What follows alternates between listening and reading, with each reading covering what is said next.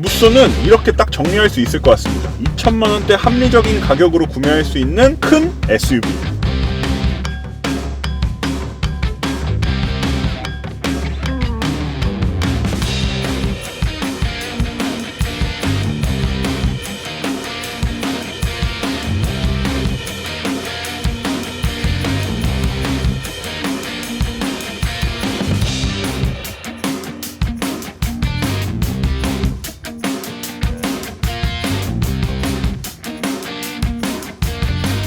안녕하세요, 아시아투데이 남현수입니다. 오늘 제가 만나볼 모델은 KGM의 신차 무쏘입니다.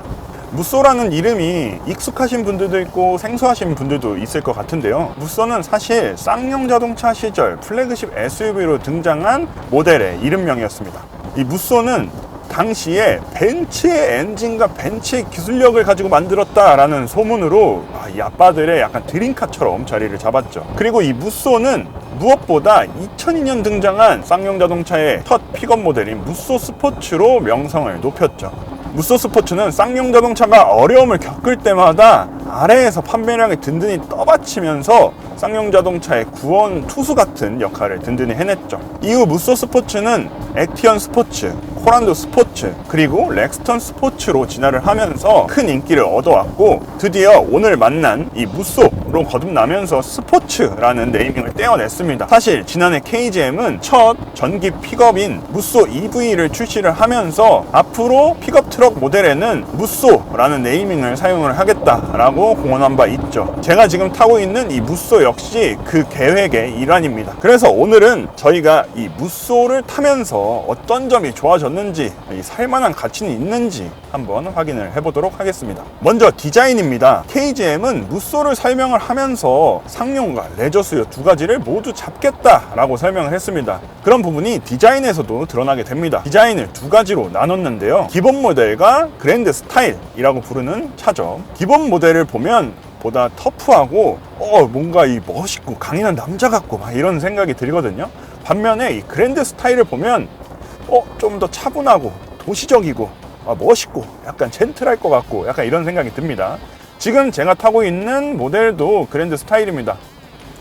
그랜드 스타일은 비단 이 디자인만 다른 것이 아닙니다. 그랜드 스타일은 라디에이터 그릴, 그리고 안개등 이런 부분들이 소소하게 바뀌는데, 그 소소한 차이가 외모만 봤을 때 정말 큰 차이를 만들어낸다 라고 생각이 듭니다. 이 무쏘는 비단 디자인만 두 가지로 나눈 것은 아닙니다. 이 파워트레인 선택지도 두 가지로 늘어났는데요, 기존에 판매하던 2.2L 터보 디젤 엔진과 더불어서 2.0L 가솔린 터보를 추가를 했습니다. 2.0L 가솔린 터보 엔진은 8단 자동 변속기와 짝을 짓는데요, 최고 출력은 217마력, 최대 토크는 38.7kg 포스미터를 발휘를 합니다. 제가 지금 타고 있는 것도 가솔린 모델인데요, 이 가솔린 모델을 타면서 느끼는 제가 그리 길지 않은 대략 한 20km 정도를 주행을 했는데, 이 짧은 거리를 주행을 하면서 느낀 점은, 일단 도심 주행을 할 때 힘이 부족하냐? 전혀 아닙니다.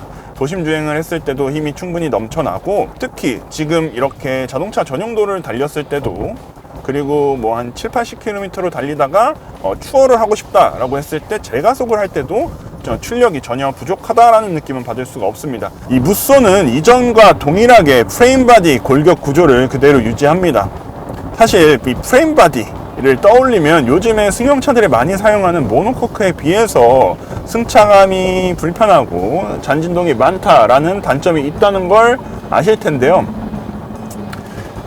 이 신형 무쏘 역시 이 프레임 바디의 단점을 완벽하게 지우진 못했습니다. 그래서 굴곡을 넘을 때마다 잔진동이 고스란히 승객에게 전달되지만, 그래도 이전 모델에 비하면 이 정도면 괜찮은데? 탈만한데? 라는 생각이 들긴 합니다. 그리고 이 픽업 트럭의 용도를 생각해 봤을 땐 오히려 이렇게 터프하게 움직이는 게 좀 더 성격에 맞지도 않나 라는 생각도 들기도 하죠. 더불어서 이 가솔린 엔진 추가와 함께 스티어링 휠 시스템도 진화를 했습니다. REPS, 그러니까 렉 타입 전자식 스티어링 휠을 집어 넣어주면서 이 조향 감각도 매우 괜찮아졌어요. 이 차선을 변경할 때, 그리고 회전 돌아 나갈 때 느낌이 깔끔하고, 이 스티어링 휠의 이 묵직함의 정도도 저는 정말 마음에 듭니다. 그리고 정말 마음에 드는 부분, 가솔린은 이 기어 레버를 그대로 남겨뒀습니다. 그래서 앞뒤로 딸깍딸깍 하면서 PRND를 움직일 수가 있죠. 다만 아쉬운 점은 디젤 모델은 이전과 동일한 6단 아이신 변속기를 사용하기 때문인지 스텝 게이트 방식을 그대로 사용을 합니다. 그 점은 조금 아쉬운 지점인 것 같고, 대신에 전자식 파킹 브레이크를 집어 넣어주면서 어댑티브 크루즈 컨트롤을 이제 정차 및 재출발까지 지원을 하게 됩니다. 사실 정차와 재출발이 지원되지 않는 어댑티브 크루즈 컨트롤은 약간 반쪽짜리라고 할 수가 있었는데, 이 무쏘로 진화를 하면서 EPB를 집어 넣어줬고 정차 및 재출발까지 지원을 하게 되면서 안전사양 측면에서도 진화를 했다라고 볼 수가 있겠습니다. 이렇게 새롭게 추가된 가솔린 엔진을 주행하다 보니까 제가 하나 깜빡 잊었던 게 있는데, 바로 이 진화한 실내입니다. 이 실내 구성만 보면 이 KGM의 플래그십 SUV 렉스턴과 거의 유사한 실내 구성을 볼 수가 있습니다.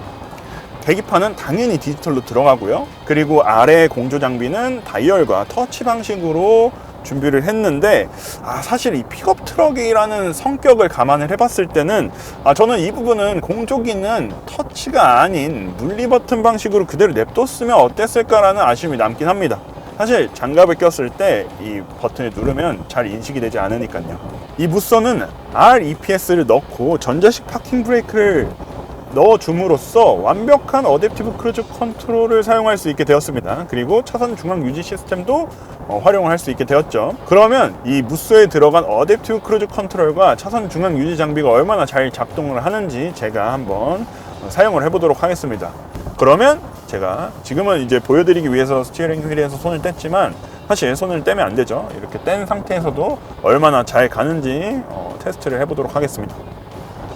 이 완만한 곡선 구간을 지나고 있는데 차선 중앙을 딱 유지하면서 달려나가는 모습을 확인할 수 있었습니다.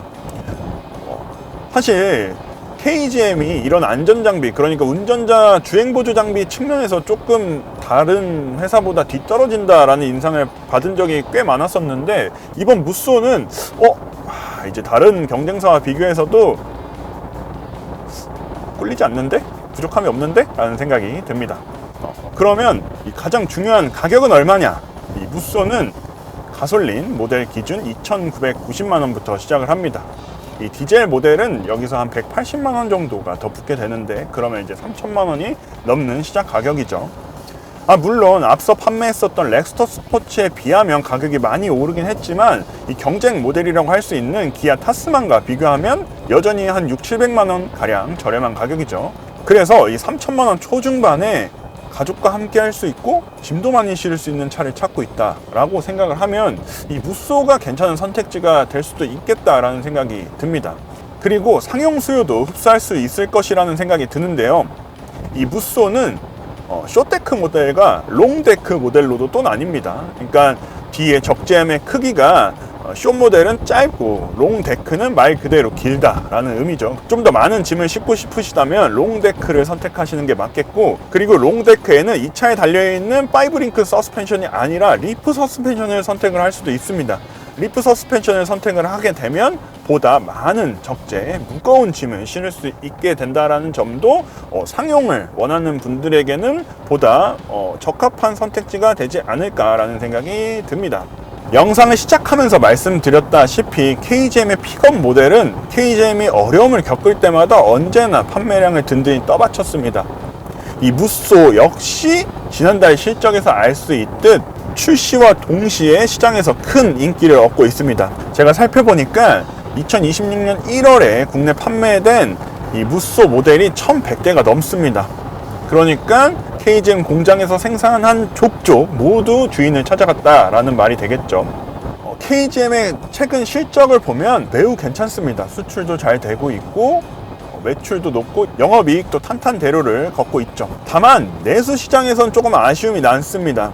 2023년 이후로 내수 시장에서 5만 대 판매를 돌파하지 못하고 있는데요. 아마 올해는 이 무쏘로 시작을 해서 시장에서 반등을 보여줄 수 있지 않을까라는 생각도 들면서 5만 대의 벽을 2023년 이후로 처음 넘을 수 있지 않을까라는 기대도 됩니다. 끝으로 만약에 제 영상을 보시고 이 무쏘가 마음에 드는데? 사고 싶은데? 라는 생각이 드셨다면 제 영상을 100% 믿지 마시고 직접 대리점에 찾아가셔서 한번 시승해 보시는 걸 추천드립니다. 그러면 이 무쏘를 경험하고 나면 정말 사야 될지, 마음에 들지, 내 라이프 스타일에 맞는지를 확인을 할 수가 있을 테니까요. 이상으로 아시아투데이 남현수였고요. 다음번에는 더 재밌는 자동차 영상으로 돌아오도록 하겠습니다. 감사합니다.